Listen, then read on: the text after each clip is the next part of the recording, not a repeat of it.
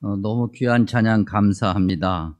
오늘 잠언의 말씀, 그 말씀의 결론은 결국 순종인데 오늘 이 찬양을 통해서 하나님의 말씀을 다시 한번 듣고 은혜 받는 시간 되시기를 바랍니다. 대신방 기간입니다. 대신방 하면서 제가 다 모든 가정에 그런 얘기를 한 건 아니지만 그럴 때 좀 종종 제가 권면하는 내용 중에 하나가 시편, 잠언, 전도서, 원래 욥기까지 앞에서 지혜문학이다 그렇게 분류하는데 시편, 잠언, 전도서, 욥기는 조금 난해한 부분이 있으니 요 세 적어도 성경책은 매일 읽기를 바랍니다라고 주로 권면합니다. 주로 신방 중에 제가 많이 사용하는 성경책은 시편인데 이 시편, 잠언, 전도서를 권면하는 이유 중에 하나는 우리 삶에 그때나 지금이나 사람이 살아가는 삶에서 겪는 아주 다양한 것들을 시편, 잠언, 전도서가 그대로 나타내고 또 그 안에서 어떻게 믿음 생활을 해야 되는가를 말하고 있기 때문에 시편, 잠언, 전도서를 좀 읽어볼 것을 권유하기도 합니다. 자, 그 중에 이제 하나 오늘 잠언, 그것도 1장 7절 말씀, 저와 여러분이 하나님에게서 받은 말씀입니다. 자, 잠언의 구조부터 보면요. 1장에서 31장까지가 있는데 뭐 31장에 관해서는 또 뭐 여러 얘기 해볼 수 있지만은 뭐 그걸 통으롭게 묶어놓고 크게 두 부분으로 나누어집니다. 1장에서 9장이 하나고요. 그 다음에 10장에서 31장이 하나입니다. 근데 원래는 1장에서 9장이 잠언 앞에 올 것이 아니라 10장부터 잠언이 시작해서 10, 11, 12 쭉 가고 30일 그 다음에 그 뒤에 놓이는 것이 1장이에요. 그리고 1, 2, 3, 4, 5, 6, 7, 8, 9 이렇게 해서 끝나야 되는데 잠언을 다 기록하고 난 다음에 보니 1장에서 9장이 너무나도 중요하더란 말이죠. 그래서 1장에서 9장을 앞으로 가지고 온 거죠. 이런 걸 문법에서 뭐라고 합니까? 도치했다 그러죠. 이건 왜 하는 거죠? 강조하기 위한 거죠. 매우 중요하다. 인생을 살아보니 결론에 이러이런 것들이 필요하더라. 그래서 1장에서 9장까지 쭉 썼는데 써놓고 보니까 이게 너무 중요한 거예요. 그래서 후손들에게 알려줄 때 이게 너무 중요하다. 그래서 앞으로 가져왔다. 자, 앞으로 가져온 그 중요한 결론 시작 1장, 그 다음에 마무리하는 9장에 각각 이런 말씀이 있습니다. 우리가 읽은 1장 7절 여호와를 경외하는 것이 지식의 근본이거늘 미련한 자는 지혜와 훈계를 멸시한다. 그리고 9장에 가면 9장 10절에 내용은 같은데 약간 다른 표현을 해서 뭐라고 얘기하냐면 여호와를 경외하는 것이 지혜의 근본이요 거룩하신 자를 아는 것이 명철이다. 이렇게 얘기합니다. 자, 1장과 9장의 잠언의 결론 중에서도 결론이라고 하는 1장과 9장에 동일하게 등장하는 표현이 있습니다. 그게 뭐냐면 여호와를 경외하라는 거죠. 오늘은 우리가 이 7절 안에 있는 네 가지 표현을 중심으로 하나님께서 우리에게 말씀하시는 말씀을 듣고자 하는데 그 첫 번째 것이 여호와를 경외한다. 경외하다. 이 단어의 사전적 글자 그대로의 의미는 두려워하다 이런 의미입니다. 근데 이런 장면이 성경에 아주 곳곳에 등장하는데 대표적으로 두 곳을 예를 들면 한 곳은 신명기 5장에 등장하는 모세가 시내산으로 하나님의 말씀을 들으려고 받으려고 올라갑니다. 시내산에 올라갈 때 백성들이 시내산 밑에서 시내산에서 일어나고 있는 일들을 보죠. 어떤 일들이 일어나냐면 모세가 하나님을 만나러 시내산에 올라가니까 시내산에 갑자기 큰 불 같은 것이 나타나고 큰 천둥 같은 소리가 들려오기 시작합니다. 고대 문화 인류학자들은 이것을 말하기를 아마 시내산에 그때 당시 화산 활동이 있지 않았을까?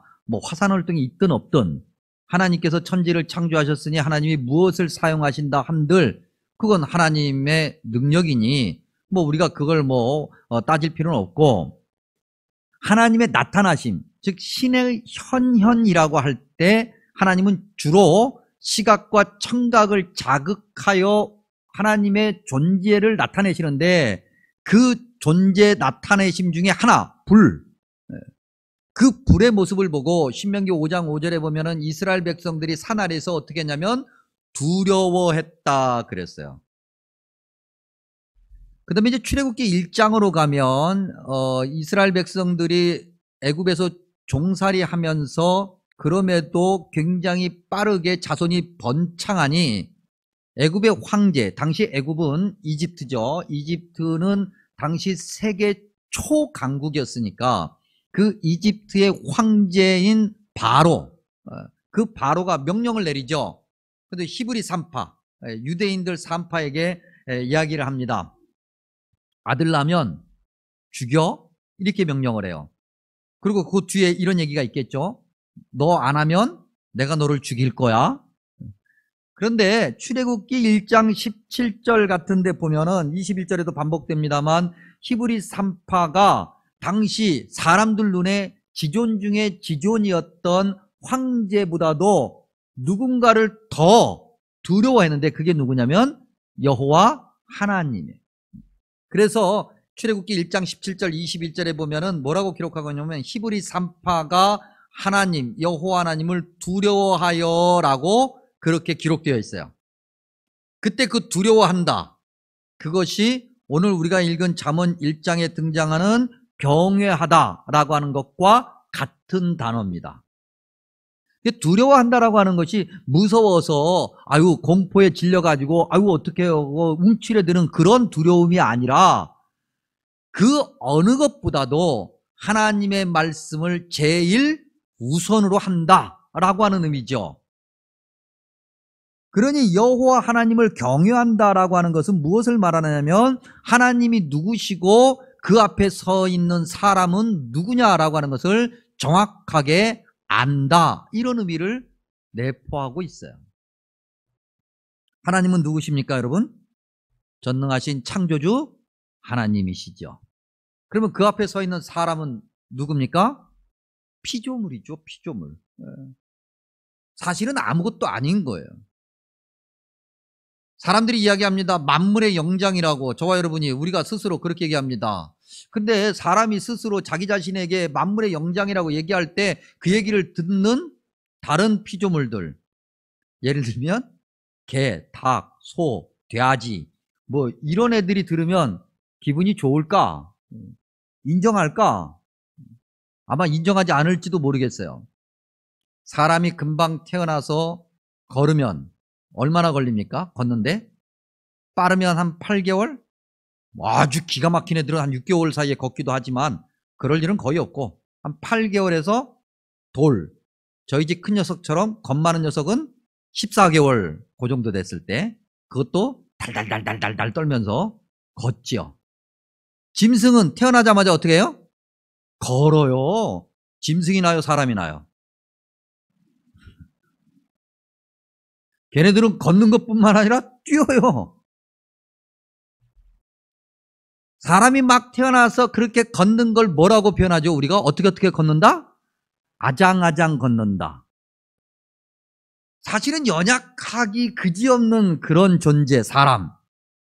그런데 살다 보니까 사람이 젊음이라는 시간을 거치게 됩니다. 그러면서 마치 자기 인생을 자기가 살 수 있는 것이냐 아주 자신하면서 살죠. 그러다가 세월이 한참 지나서 이제 노년의 나이가 되면 사람의 걸음걸이가 다시 어떻게 돼요? 어르신들한테 죄송합니다만 다시 아장아장이 돼. 사람이 뭐 만물의 영장이라고 말할 수 있을까 생각해보면 하나님께서 그렇게 인정해 주셨고 다른 피조물보다 조금 나은 것을 허락해 주셔서 그렇게 만물의 영장이라고 큰 소리 칠 수 있는 거지. 사람 사실 죽으면 똑같아지는 거예요.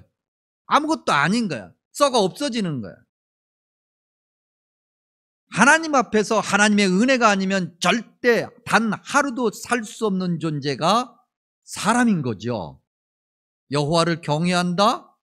그 하나님 앞에서 내가 얼마나 나약하고 보잘것없는 존재인가. 하나님의 은혜 없으면, 하나님 없으면 살 수 없는 자라고 하는 것을 인정하는 것이 여호와를 경외하는 거예요. 성경 곳곳에서 이야기하고 있지만 시편 8편 1절에 여호와 우리 주여 주의 이름이 온 땅에 어찌 그리 아름다운지요. 창조주 하나님을 노래하고, 조금 더 나아가 시편 8편 4절에 그런 창조주 하나님이 사람이 무엇이라고, 창조주 하나님께서 사람을 생각하시고 사람이 무엇이라고 창조주 하나님께서 그 사람을 돌보시나이까. 하나님이 돌봐주시지 않으면 저와 여러분이 살 수 없는 나약한 존재라고 하는 것을 분명히 인정하는 것이 여호와를 경외하는 거죠. 그렇기 때문에 여호와를 경외한다고 하는 것은 그 다음에 자연스러운 단계로 나아가는데, 그게 무엇입니까? 여호와 하나님을 그래서 우리는 예배할 수밖에 없다. 시편 128편에 가면요, 128편에 이제 원래 붙어있는 제목이 있습니다. 원래 붙어있는 제목이 뭐냐면 성전에 올라가는 노래예요. 성전에 올라갈 때 불렀던 노래, 이 128편 1절이 이렇게 시작합니다. 여호와를 경외하며 그의 길을 걷는 자마다 다 복이 있다 그랬어요. 성전에 올라가요. 예배당에 가요. 예배당에 가서 뭐 합니까, 여러분? 예배하죠. 즉 하나님을 경외한다라고 하는 것은, 그 경외의 여정이라고 하는 것은 예배자로 살아가는 것을 말하니, 여호와를 경외해야 된다고 주님께서 말씀하실 때 저와 여러분이 그 말씀을 어떻게 들어야 됩니까? 창조주 하나님을 아무것도 아닌 피조물인 내가 하나님의 은혜를 힘입어 주님을 예배해야 한다. 이렇게 우리는 받아들이고 고백해야 된다. 그것이 저와 여러분의 삶이어야 된다는 거죠. 또 오늘 7절 말씀해 보니까 지식의 근본이라는 그런 표현이 있습니다. 지식. 우리말로 번역될 때 이게 지식이라고 번역됐고 영어로도 그렇게 번역이 되어 있어요. 근데 이 단어의 동사 원형, 그것은 여러분들이 한 번씩 다 아마도 설교 시간에 들어보셨을 그런 단어인데, 그게 뭐냐면 야다라고 하는 단어예요. 이 야다라고 하는 단어의 1차 주어는 하나님입니다. 하나님께서 뭔가를 지식을 가지고 계시는 거죠. 근데 이 야다라는 단어를 사전적 의미로 이렇게 표현하면 어떤 의미냐면 알다 이런 얘기거든요. 안다 이런 얘기예요. 하나님이 아시는 거예요. 무엇을? 우리를, 사람을 아셔요. 그럴 때 야다라는 동사가 1차적으로 쓰이는 건데, 하나님께서 우리를 아신다라고 할 때 그러면 우리를 어떻게 아실까? 어떤 방법으로 아실까? 예레미야 선지자를 예를 들면 예레미야 1장 5절에 주님께서 예레미야 선지자에게 이렇게 말씀하십니다. 내가 너를 모태에 짓기 전에 너를 알았고, 내가 배에서 나오기 전에 너를 성별하였고, 너를 여러 나라의 선지자로 세웠노라. 이건 뭘 얘기하는 거예요? 하나님이 나와 함께 하시며 나를 아신다고 하는 거예요. 시편 139편 1절은 이걸 이렇게 설명합니다. 여호와여 주께서 나를 살펴보셨으므로. 이때 살펴보셨다는 것은 멀리 떨어져서 이렇게 저렇게 그런 의미가 아니고 가까이 함께, 그러면서 아는 거죠. 굳이 이 말씀을 이해하기 위해서 우리가 예를 든다면 부모가 자식을 아는 것, 자식이 부모를 아는 것과 자식이 부모를 아는 것과 부모가 자식을 아는 것 달라요? 같아요? 다르죠, 여러분. 자식은 죽었다 깨어나도 부모를 모르는 거예요. 근데 부모는 자식을 알아요, 몰라요? 알죠. 참 신기하죠, 여러분. 그 자식도 커서 부모가 되는데, 그래서 부모가 됐는데도 그 부모의 부모를 알아요, 몰라요? 모르더라고. 자식으로 쓰면 모르더라고.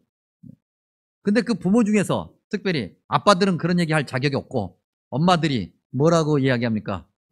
너무나도 안타깝고 답답할 때, 야, 내가 너를 10달 동안 정말 품었고 그 다음에 배 아파서 목숨 걸고 너를 낳았는데, 이 얘기는 뭐예요? 내가 너를 누구보다도 잘 안다. 하나님이 우리를 아시는 것은 그런 거죠. 우리가 이해하기 쉽게 예를 들면 하나님이 그냥 멀리 떨어져서 제 이름이 뭐고 키가 얼마고 어디 출신이고 이 정도 아는 것이 아니라 우리와 함께 하신다는 거죠. 우리가 이미 태어나기 전부터, 형성되기 전부터 하나님은 우리를 아시고 우리와 함께 하시고 우리와 동행하시고 우리의 길을 이끄시는 분이다. 그러므로 성경은 말하기를 우리도 그처럼 하나님을 알아야 한다고 말하고 있죠. 그것이 지식이란 단어 안에 담겨져 있는 거예요. 그러면 우리가 하나님을 아는 것은 어떻게 아는 것일까? 머리로? 공부해서? 교실에서? 아니죠. 우리가 하나님을 아는 것은 하나님께서 우리와 함께 하심으로 우리를 아시는 것처럼 우리도 들은 말씀, 본 말씀 그대로 그 말씀대로 실천하면서 하나님을 알아가는 거예요. 우리가 종종 믿음 생활하다가 시험에 드는 경우가 있잖아요. 그래서 뭐 교회를 안 나온다든지 뭐 앞으로 뭐 교회를 뭐 어떻게 한다든지 그런 이야기들을 할 때 왜 그런가라고 살펴보면 이 아는 것을 제대로 모르기 때문에 그런 거예요. 우리가 신앙생활하면서 굉장히 피상적으로 신앙생활 한다는 거죠. 주로 말씀 나눌 때 이제 종종 제가 도전적인 질문을 던집니다. 예수님 믿는 사람들은 서로 사랑해야 된다고 이야기를 합니다. 그렇죠? 네, 예수 믿는 사람들은 서로 사랑해야죠. 맞죠? 어떻게 사랑해야 되는 건데? 사랑이 뭔데요? 눈물의 씨앗이야? 사랑이 뭐예요? 어떻게 사랑하는 것이 사랑하는 건데요? 또 질문하죠. 구체적으로 예수님 믿는 사람들은 기도해야 됩니다. 뭘 어떻게 기도해야 되는 건데요? 어떻게? 구체적으로 삶에서 하나님 말씀대로 실천하면서 그렇게 주님을 알아가는 것, 이것이 우리가 해야 될 영적인 의무다. 그럼에도 우리는 이제 아주 알쏭달쏭하죠. 하나님을 그렇게 안다라고 하는 것은 도대체가 어떻게 해서 알아야 될까? 말씀을 실천하면서 알아야 된다고 하는데 그러면 말씀을 실천하면 어떻게 말씀을 실천할 수 있을까? 어떻게 해야? 그래서 중요한 것이 예배예요. 예배 자리에 있어야 되는 거예요. 이건 계속해서 오늘 말씀 나누면서 계속해서 강조할 거예요. 예배에서 시작하는 거예요. 예배 자리에서 하나님 말씀 듣게 되는 것이고 예배 자리에서 하나님 말씀대로 살기 시작해야 되는 거죠. 오늘 말씀해 보니까 지식의 근본이라고 할 때 근본이라는 단어가 있어요. 이 근본이라는 단어는 두 가지 의미를 가지는데 하나는 시작이고 하나는 탑, 영어 단어로 얘기할 때 최고, 그런 의미가 있어요. 시작인 거죠. 지식의 근본이라고 그랬어요. 지식이 시작이 되어야 되는 거예요. 하나님을 아는 것이 시작이 되어야 되는 거예요. 하나님 말씀이 우리 삶의 시작이 되어야 되는 거죠. 하나님을 예배하는 것이 우리 삶의 시작이 되어야 하는 거예요. 그래서 매일 아침의 시작이 하나님을 예배하는 것으로, 하나님을 아는 것으로, 하나님 말씀으로 그렇게 시작되어야 되고, 일주일의 시작이 오늘 저와 여러분이 지금 이렇게 하는 것처럼 하나님을 함께 모여서 하나님을 예배하며 하나님 말씀을 들으며 그렇게 순종함으로 시작해야 되고, 한 달의 시작도 그래야 되고 1년의 시작도 당연히 그래야 되고, 그래서 새벽기도가 중요하고 주일 예배가 중요하고 그래서 모든 예배가 중요하다고 강조하는 거죠. 시작이 잘못되면 끝이 제대로 맺어집니까? 아니면 엉뚱한 결과가 나옵니까? 엉뚱한 결과가 나오잖아요. 우리가 흔히 단추 이야기로 얘기하지 않습니까? 첫 단추를 잘 꿰어야 마지막 단추가 제대로 꿰어지죠. 근데 첫 단추를 잘못 꿰면 마지막 단추는 남게 돼서 불충분, 뭔가 불완전, 이렇게 돼버리는 거예요. 결혼감사 예배 하잖아요, 여러분. 이게 얼마나 중요한가. 이 결혼하는 당사자들이 이걸 잘 알고 결혼감사 예배를 드렸으면 참 좋겠다 싶어요. 결혼감사 예배, 그래야 하나님이 주시는 영적인 복이 그 안에 가득하게 되는 거예요. 물론 결혼감사 예배 드리지 않고 살아도 잘 사는 사람들 많아요. 근데 겉보기만 그렇지 그 안에 영적인 열매가 가득하지 못하니 그 마지막 인생의 종착지에서 그 결혼 생활로 인해서 하나님 앞에 가지고 갈 것이 있다 없다? 없게 되는 거잖아요. 하나님을 아는 것이 가장 중요한 탑이다 그랬습니다. 가장 중요한 거죠. 무엇과 바꿀 수 없는 거예요. 생명 같은 거예요. 그래서 하나님을 예배하며 하나님 말씀대로 하루를 시작하는 것은 그 어떤 것과도 바꿀 수 없는, 타협할 수 없는 것이어야 돼요. 그래서 하루아침에 일어날 때, 하루를 시작할 때 주님과 함께하는 시간이 꼭 있어야 한다. 지혜와 훈계, 이 지혜.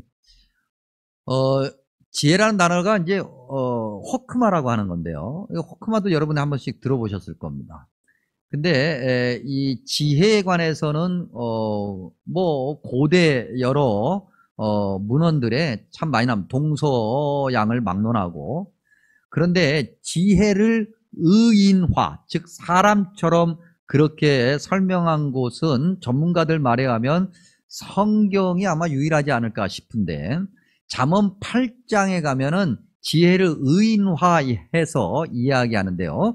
특별히 잠언 8장 22절 이하에 가면은 하나님께서 천지를 창조하실 때 지혜가 함께 있었다, 그렇게 말해요.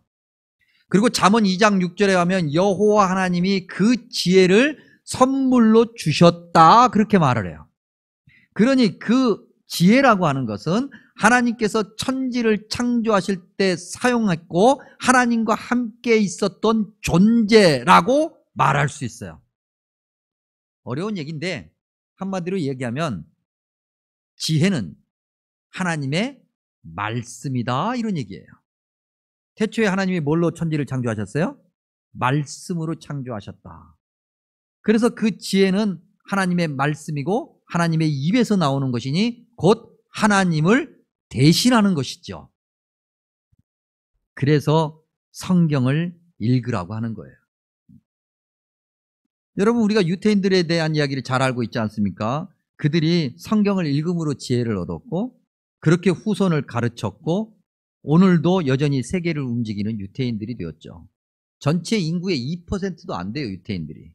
근데 전체 인구의 2%도 안 되는 유태인들이 오늘도 세계를 막후에서 움직이는 절대자들이 되었어요. 어떻게 해서 그렇게 되었는가? 그들은 성경, 특히 잠언, 지혜문학, 그것으로 탈무드를 만들었고 그 탈무드로 지금도 후손들을 가르치고 있으니 그들의 교육, 저 기초, 시작점, 탑, 근본은 성경인 거예요. 하나님 말씀인 거죠.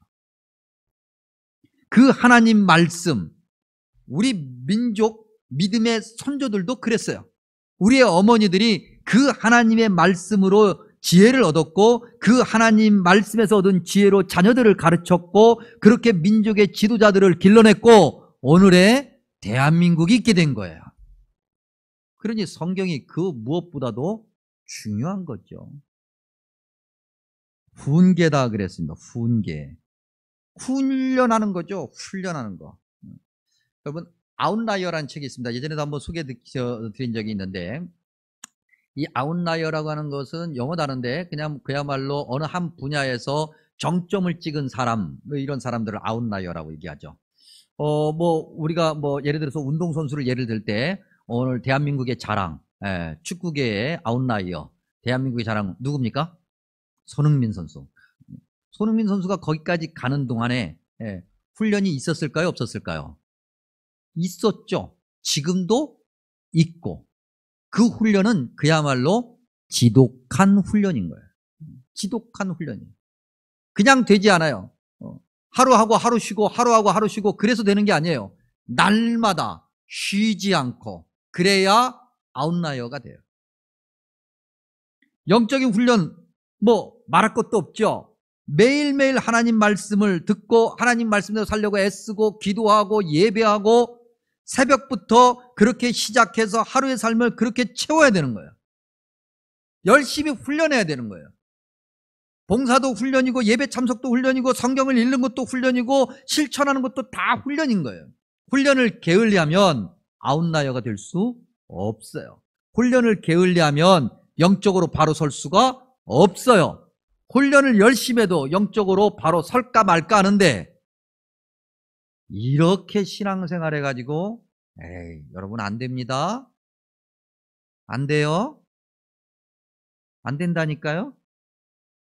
별로 은혜가 없네. 아주 기초적인 훈련부터 열심히 매일매일 그래야 하나님이 주시는 은혜의 길을 제대로 걸어갈 수 있다. 또한 이 훈계라고 하는 단어는요, 훈육이라는 의미가 있습니다. 훈육, 교관이 필요한 거죠. 지도자가 필요한 거예요. 여러분, 기독교 신앙은 자습하는 게 아닙니다. 혼자 열심히. 늘 이런 말씀 나올 때가 제가 확인하는데, 가나안 성도 아니에요. 왜 가나안 성도가 성도야? 가나안 거꾸로 하면 안 나간대잖아요. 교회가 마음에 안 들어서 안 나가. 근데 자기는 예수님을 믿는데, 그러니까 자기가 성도래. 성경을 잘못 알고 있는 거예요. 교회가 뭔지를 잘못 알고 있는 거예요. 만약에 정말 교회가 문제가 있어서 교회가 필요 없어, 내가 교회 나가지 않고도 하나님을 잘 믿을 수 있다고 한다면 하나님은 교회를 허락하시지 않았을 거예요. 근데 그렇지 않아요, 여러분. 신앙은 혼자 하는 게 아니에요. 자습하는 게 아니에요. 항상 영적인 지도자와 함께, 교회 공동체 안에서 성도들과 함께. 늘 이런 말씀 나올 때마다 제가 지자랑을 살짝 하는데, 꽤 괜찮은 목사라고 그랬습니다. 고맙습니다. 살려주셔서. 예, 아무도 대답 안 했으면 이 분위기 어쩔 뻔했어. 예. 다른 데 가려고 하지 마시고 성심교회 교인으로서 성심교회 안에서 하나님 말씀 듣고 하나님 말씀 같이 나누고 하나님 말씀 누리고, 그래도 벅차 그것만 해도 차고 넘쳐요. 그러니 열심히 훈련 받으시고 열심히 하나님 말씀대로 살아가시기를 바랍니다. 멸시한다. 멸시한다. 그런 사람은 미련하다. 멸시한다. 가치를 무시한다. 어떤 가치? 성경의 가치, 신앙교육의 가치를 무시해. 우리는 너무 무시해. 자, 여러분 질문합니다. 우리 자라는 아이들이 초등학교 딱 들어가서부터 학교 공부는 그냥 공부를 전혀 하지 말라고 그러면 또 그걸로 시험 드실 테니까 숙제 정도나 좀 하고 굳이 학원 같은 거 안 다니고 하루 종일 아침부터 저녁까지 그냥 애가 시간만 있으면 하루 종일 성경만 읽어. 성경만. 그러면 그 아이 인생이 잘 될까요? 못 될까요? 잘 얘기하세요. 자, 우리 아이들이 하루 종일 성경 읽어. 공부해야지 그러니까 숙제 정도는 하고 하루 종일 아침부터 저녁까지 시간만 있으면 성경을 읽다가 성경을 읽고 자. 그러면 그 아이의 인생이 잘 될까요? 못 될까요? 잘 돼요? 분명히? 어떻게 알아요? 그렇게 해보셨어요? 그렇게 해보신 분, 내가 우리 아이들을 학교 공부는 적당히 하고 하루 종일 성경만 읽어라 라고 하면서 그렇게 내 자녀를 교육시켰다 라고 하시는 분, 오른쪽 엄지발가락 들지 말고 이거 손 들어보세요. 한번 손 들어보세요. 아무도 없지요? 부끄럽게도 저도 그렇게 못했어요. 우리는 하루 종일 성경만 읽으면 내 자식이 꼴등할까 봐 걱정돼요. 그러면 하루 종일 성경만 읽으면 내 자녀가 꼴등을 안 할까? 아니요, 꼴등할 거예요. 하루 종일 성경만 읽으면 꼴등해요. 꼴등하죠. 학교 공부를 안 하는데 어떻게 꼴등을 안 하고 1등을 하겠어요. 어쩌다가 이렇게 연필 굴려가지고 잘 찍어가지고 꼴등에서 2번째, 3번째 이렇게 할 수 있을지 몰라도 내내 그건 꼴등이니까 그렇게는 될 수 있을 거예요. 근데 인생은 생각보다 길어요. 몇 번 말씀드린 적이 있는데 후배 목사님 중에서 제가 신학교 다닐 때 하루 종일 도서관에서 성경만 읽는 후배 목사님이 있었어요. 이제 그때는 이제 신학생 때죠. 이제 대학원을 가야 돼요. 신대원을 가야 이제 목사님이 되는 거니까 게다가 그분은 이제 그 군인 목사로 가야 되기 때문에 신대원을 꼭 그 해 가야 돼요. 그러면 이제 4학년 때, 대학 4학년 때 이제 신대원 입학시험 공부를 해야 되거든요. 그리고 공부를 열심히 해야 되는데 공부를 안 해. 성경만 읽어. 아니, 그러니까 이제 선배들이 조금 이제 걱정이 돼서 그러다가 신대원 시험 만약에 안 되면 어떻게 하려고 그래? 공부도 열심히 해야지. 뭐 신학생이 성경 읽는다고 그러니까 성경 읽지 말라는 얘기는 못 하겠고. 그랬더니 이분이 신학교에 들어와서 졸업할 때까지 성경을 정독으로 백독하는 것이 목표였는데 백독이 아직 안 된 거예요. 그래서 백독을 끝내고 그 다음에 뭘 하겠다는 거죠. 그래서 신대원 그 입학 시험 준비 공부를 안 하고 그냥 성경만 하루 종일 읽어요. 본인이 정해놓은 그 분량, 그걸 다 읽기 전에는 아무것도 안 하는 거죠. 그 목사님은 지금 뭐 하실까? 뭐 하실 것 같아요? 공부를 안 하고 성경만 읽었으니 아마 굉장히 무식한 목사님으로서 목사님은 됐겠죠. 그렇게 목회를 할까? 뭐 하실 것 같습니까? 우리가 그냥 단순하게 그 공부와만 관련돼서 생각을 해보면 그분은 지금 교수님이십니다.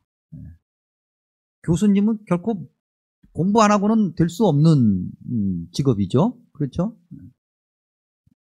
우리는 늘 신앙의 가치, 말씀의 가치를 가장 최우선으로 삼지 않아요.